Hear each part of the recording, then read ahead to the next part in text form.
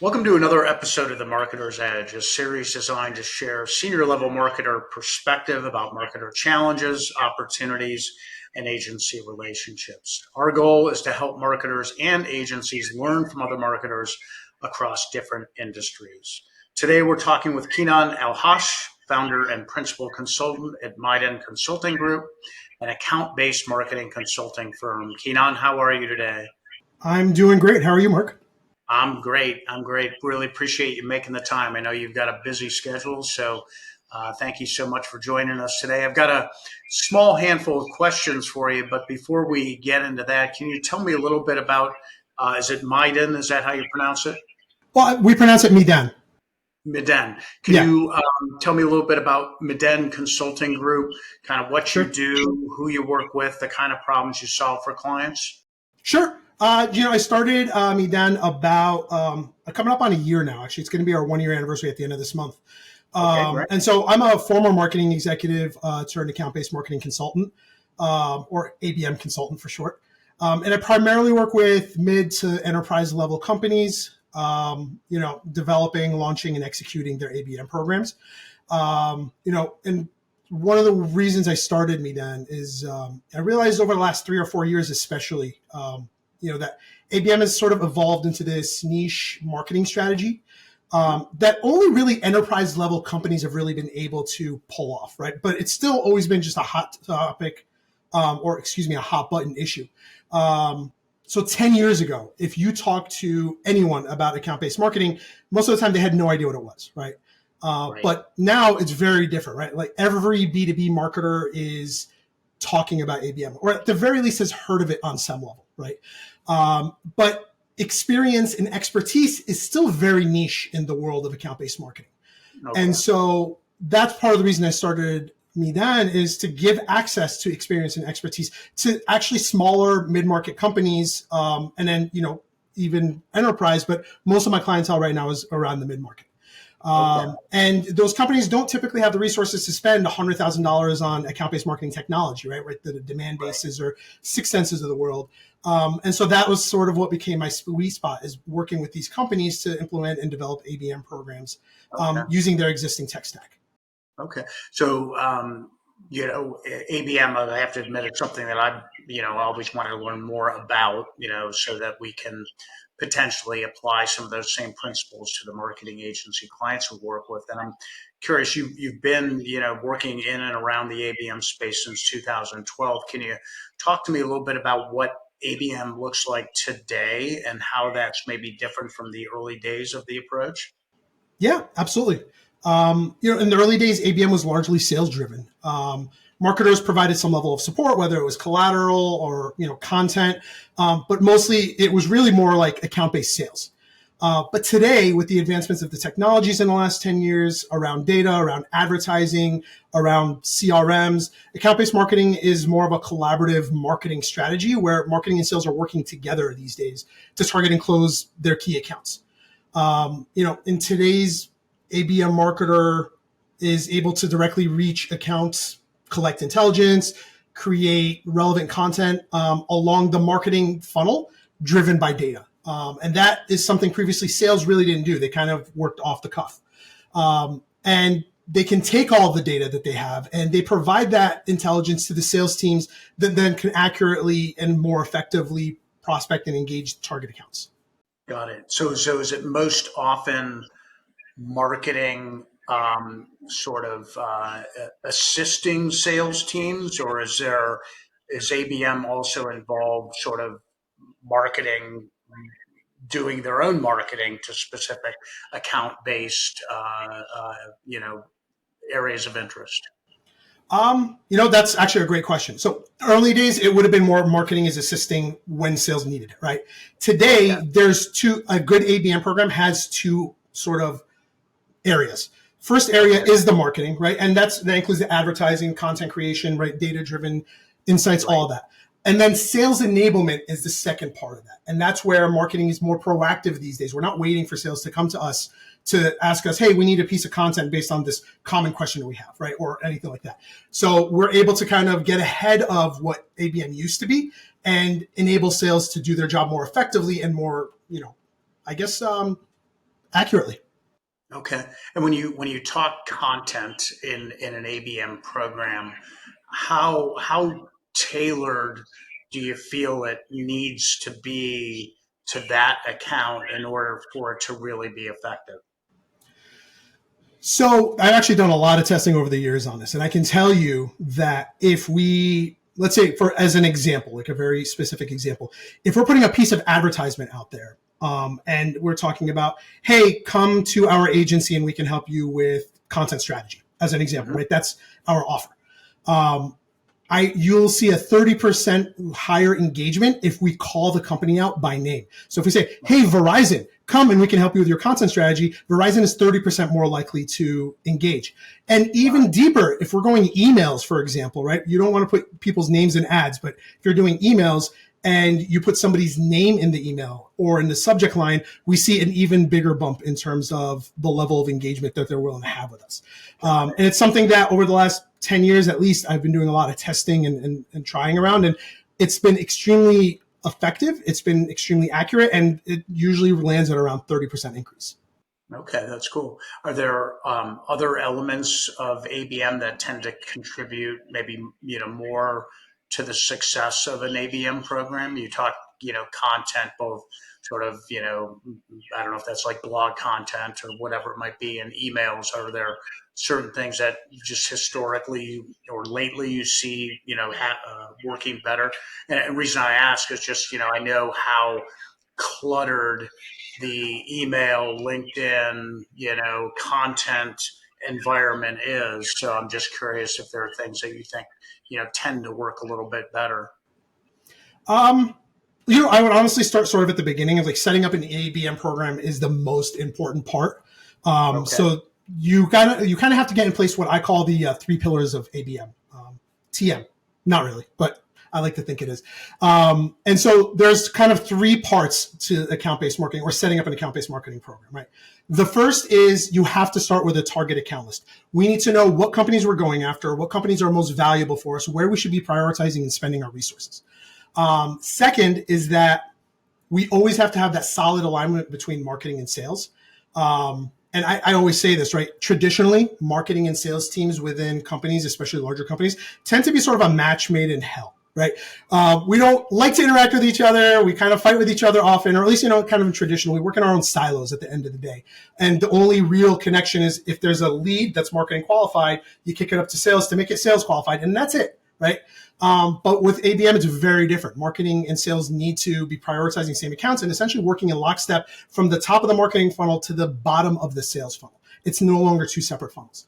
And third, the way we create our sort of measurements of success, the way we measure the success of an account-based marketing program is we look at things like the amount of revenue generated that's been influenced by marketing or the amount of pipeline generated, right? So those things are really important for our measurement. We don't stop at how many leads did we generate. That is a stop along the way to the essential question of like, how much money are we generating, right? Right. Does that make sense? Yeah, absolutely. Absolutely. We talked about content and creating, customized content. Do you find that it's difficult for your clients or just, marketers in general to keep up with the, demands of consistently generating content for ABM programs? If you asked me this question 3 years ago, I would have definitely said it's definitely one of the top three challenges. Yeah. Today, with the advancement of AI and content generation that comes with and the ability for AI to even customize content on your behalf, it's actually become a lot easier. And the technology is not particularly expensive, right? Okay. The most basic version of the technology, ChatGPT, is $20 a month, right? You want to get a little bit more in depth or use like a CRM that's enabled with AI or email tools. That could be like $150. It's actually it's not hard to break into that now.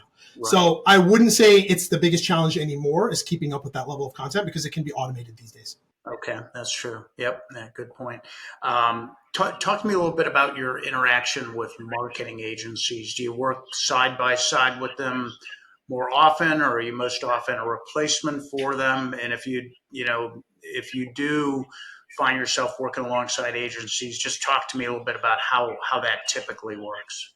Sure. I will say right off the bat, I am not a replacement for agencies, right? That's why I chose sort of to be a consultant rather than an agency.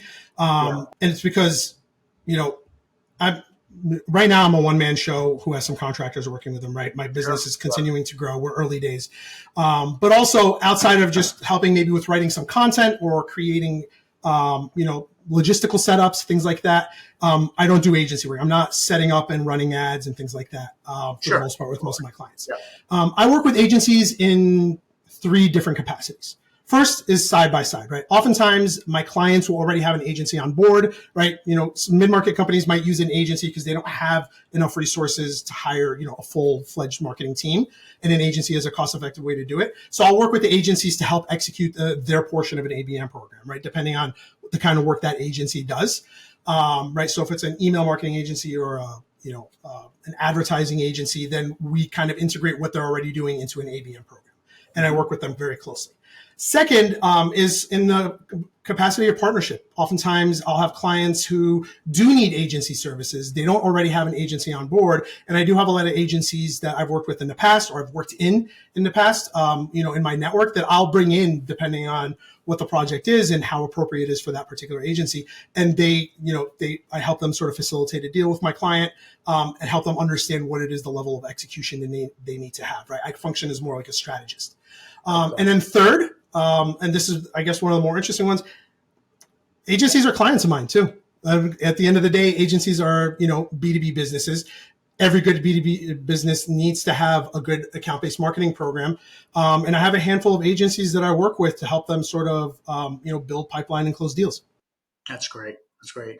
What counsel would you give a company looking to start an ABM program? What's sort of the bare minimum that a company needs to do to, get some sort of ABM program off the ground? That's a great question. I would probably point you back to those sort of 3 pillars of ABM, right? And say if you can figure those out, right? Conceptually, they're not difficult to understand, I think, right? Whenever I present them, they're easy. The problem is the execution of those 3 pillars, right? Creating a target account list, aligning with sales, and then measuring your success at the end of the funnel are sort of very different from what traditional marketing is, right? And what other marketing teams are used to. And that's what I actually find to be the most challenging part of what the biggest challenges my clients typically have is especially the alignment with sales, right? That change management portion of building an ABM program. If you can get that right, you're probably 75% of the way there. You can build strategies based off of that once you're ready to go. And so that's, I think, the thing, I guess that's the advice I would give, right? Is really master those 3 pillars first, and then once you're there, then you can execute much more easily. Yeah, I don't want you to give away all your secret sauce, but you talked about alignment with sales, between sales and marketing. Any counsel or advice you'd give a company that is feeling like they need to do that, and it sounds like they do in order to get an ABM program off the ground? Are there again maybe some bare minimums that they should do? I mean, I don't think I have any secrets in the world of ABM. And the reason being is I mentioned earlier, what I do is fairly niche and my expertise is kind of rare. And that's why I've been able to find a market for my consultancy. So, I mean, if you are unable to bring on somebody who has expertise in it, right, and has sort of, I guess, a measurable level of success in their wake, then at the very minimum, start with a target account list, right? Figure out what companies are most ideal for you, most profitable, easiest to deal with, right? Best cultural fits, all of that stuff, right? Once you can do that and you have a list of companies, here's the 100 companies that we need to go after and close that we've identified based on whatever data we have in the back. And we're able to get sales on board with this, right? Because if these companies are ideal and they're closing, right, sales teams can get on board because they're probably prioritizing those companies to begin with, right? Then from there, you can start measuring your success at the end of the funnel. If you can get, at the very least, start with an account-based marketing target list, that's sort of, I would say, 15% of the way to that's a good start. Right. Okay. That's cool. And can you talk a little bit about your experience with ABM as it relates to different industries? Do you find that there are certain industries that are more or less receptive to the approach? Do you see greater successes happen in certain industries? Yeah, great question. I have actually worked with a variety of industries throughout my career. And I will say the majority of my work has been sort of in the tech, SaaS space, right? A lot of fintech, healthcare tech in my background. But I've worked with, a lot of different industries in the capacity of a consultant or, even like an advisor throughout my career. And there are definitely some industries that are a little bit more tech forward and are much quicker and more receptive to an account-based marketing program, right? So, any SaaS company, any technology oriented company takes to ABM programs really quickly because they tend to be a little bit more modernized in terms of their approach, right? But there are some industries that I've worked within that are a little bit more old school, right? And, they might be a lot more sales forward. And one industry that comes to mind that I've worked in frequently enough that I've kind of seen this pattern a lot is logistics, right? They tend to be very sales forward. There's a lot of competition. It's very much run today the same way it was run 20, 30, 40, 50 years ago, right? With just like minor upgrades along the way. They're not a quick industry to kind of update their approach. And with those companies, they still can build ABM programs, but I have to look at the strategies that I help them with in a very different light. I lean more into sales enablement, right? So a lot of strategies around building events, they're a lot less content forward and a lot more personal relationship forward, right? So I have to kind of take those things into account when building out strategies for my logistics clients, and sort of work with their sales team actually more than I work with marketing teams. I want to say 2/3 of the time I work with a logistics company, especially small or mid-sized ones, they don't even have marketers on board or one, right? So we work with what they have because account-based marketing has those two parts of marketing and the sales portion. And we just kind of revert back to more old school ABM with these companies, and it's still very effective for them. Yeah. Yeah, and I would imagine that certain industries, like the recipients of an ABM program, certain industries are going to respond to different sort of manners in which a company might reach out to them. Yeah, absolutely. We have to kind of be careful in our approach, right? We have to understand who our target audience is, who our buying committees are, the influencers and the decision makers. And it's different in every industry, and it varies between companies, even within industries. So that's where I kind of rely. That's why marketing and sales have to have a solid alignment, because the sales team has a much better handle on that oftentimes than the sales teams do. The marketing teams. So, marketing teams, we're removed. We're not talking to people every day. In fact, I would say I'm a terrible salesperson, despite the fact that I've been doing sales for a year now, right? Along with my own marketing. But I would never look at a professional salesman and say that person, like, I'm equal to them. I have a lot to learn from them. I have a lot of data that they can give me that's really valuable. And that's why aligning with the sales team is really important, because they can help us identify who the buying committees are, who the decision makers are, because they probably already know or have a really good idea. Does that answer your question? Yeah, no, that's great. Yep, definitely. Well, I've got just two more questions for you. Absolutely. We talked about the agency world, and so thinking about the agency world, what would you characterize as maybe their biggest challenge as we roll through 2024 and start heading to next year? There's I think there's two challenges I've identified for agencies. The first, in 2024, the way things are looking, I've noticed a lot of budget cuts with my clients. I've noticed a lot of especially around marketing, right? I think right now, marketing is sort of under siege almost by the economy, right? They're saying the economy is doing fine. Unemployment is low and all that.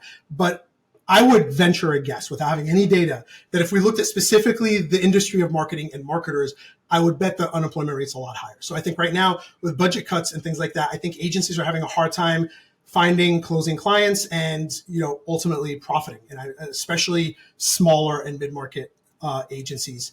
And I can tell you that the clients that I have who are mid-market level agencies, they're starting to find a lot of success in the last year because they've been able to sort of implement an ABM program, and they're a lot more focused in where they're putting their resources in closing accounts. The second challenge, I think as a marketer yourself, you probably experience this often, is we are in an industry where everybody thinks they can do our job. Um, and I think competition just kind of pops up, especially in mid-market and smaller, industries or companies where some Joe Schmo learned how to build a website on WordPress last year, and now they're an SEO marketer. And so what happens is it not only sort of creates competition, but these guys come in, they're not able to perform for their clients. And now these clients are jaded. They don't want to work with agencies anymore. They worked with this big deal agency who talked a lot and said that it promised the world to them, wasn't able to deliver. It was sort of a bust of an investment. And so I've run into these situations myself where they're like, well, we're really weary of working with another agency or a consultant because we really got screwed by the last one. And it's, I think, endemic in our industry in particular, because there's no and I'm not saying we should have one, but there's no unifying or regulatory body on. You don't need a certification to become a marketer, right? You can just Google things, start answering questions in a fairly intelligent way, and get people to pay you money. So that's why I think it's really important for us to be able to kind of prove our success. And there's no better way to prove our success than data, right? And data, always number one. That's 90%. And then the other 10% is just social proofing. Our clients leaving us reviews and, being able to kind of spread word of mouth about our success and how well we've done with them and all of that. Yeah. Yep. No, makes good sense. Yeah. I kind of characterized the world of lead generation when I first walked into it in 2005 as sort of a used car sales world. And I don't think it's changed a whole lot from that, constantly dealing with people popping up all the time. So I'm right with you there. So one last question, kind of the same question, but on the marketing side, what would you characterize as sort of the, marketers' biggest challenge if we kind of roll through this year? You talked about marketing being under siege. I would imagine that, there's a challenge sort of tied to that. Yeah, I mean, the thing is, I think marketers right now, I think, are facing just all time, our wages are getting lower, our opportunities are becoming fewer. I think right now we are in a place where niching down is probably very important, right? As a marketer, I have done demand gen. I've done email marketing, automation, right? Especially as a former executive in the last 17 years of my career, I've had to learn a lot and I've had to pick up a ton. So I have a fairly broad expertise, but I've chosen to niche down into account-based marketing because I did see a market there. And I think that it kind of makes me a little bit more unique coming in as a consultant for my clients, is that I'm very niche. I'm not going to come in and talk to you about demand gen. You have some questions about it that I can answer, or you need some advice, happy to do that. I'm coming at you from, I want to help you build an account-based marketing program if it's of interest to you. And I think that's what I would give sort of marketing agencies and marketers individually who might be striking out on their own or trying to find work is, I think we're at a time, an inflection point in our world where we need to niche down. We need to have a specific expertise. And I will say, just as an aside, SEO is not an expertise. And I don't think anybody should try to advertise SEO services because big companies have figured out SEO is not it, especially in the world of B2B. So you talked about niching down. How does that sort of fit within the sort of the challenge, the challenges that marketers are facing? You're suggesting that marketers need to do kind of the same thing in terms of their approach to marketing their business, really keeping focused, or what would you suggest there? I think, yeah, it's a matter of keeping focused. I think it's also a matter of sort of having a real expertise that sets you apart from somebody else, right? Okay. Every agency does demand generation. Every agency will do marketing automation. They'll do content creation, but it's the agencies that set themselves apart in one or a couple of these areas that I think are going to find the most success, right? Yeah. We don't just do demand gen. We can niche down and say we do demand generation for a specific industry or a specific type of companies, right?